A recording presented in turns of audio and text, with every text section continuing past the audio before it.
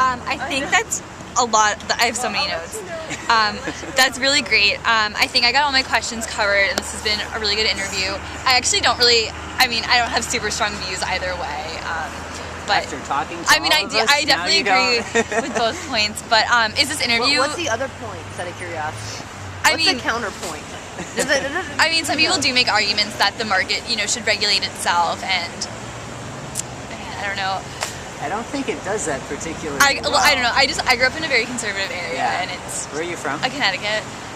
So like Connecticut. New Canaan. Oh, do you know Lauren Ross? Oh, she would be at 15. So. I don't know her. The answer that the conservatives give is always, well, yeah, but these market failures are really just because the government got involved. And that, I find that completely implausible, but even for people who take that seriously, certainly the plausibility of that wears out at some point. Yeah. That's such a simplistic conception of how the world works in the first place. And you would think that, these are people who identify as often very academically inclined individuals. They, study a lot of policy and a lot of academic economics, and the answer they always give is, oh yeah, well that's because the government got involved. Just get rid of the government and you won't have any problem. And I don't even know what that means, right? You're always... have two rival countries. Don't put this in. I can't. You're always going to have structures of authority, structures of power. Someone's going to be administering the public world. Honestly, if we wanted the free market to regulate all of our interactions with each other, then we'd be an anarchist society that with people with a tiny group of people there to make sure that the business goes accordingly. It leads directly to plutocracy. Yeah. I'm not interested. I don't think anybody here, I don't think anyone came to America in order to, because they believe so much in corporate personhood and the dissolution, in the dissolution of responsibility because you're in a position of power in business or government. I don't think anyone came here believing that the most important thing that had to be, aspect of American life and politics that had to be protected was that, that we continue, this ever aspirational protection of the wealthiest class, because we're all so certain that we're gonna get there someday, and that's the only class that if we just protect them, everything will be fine.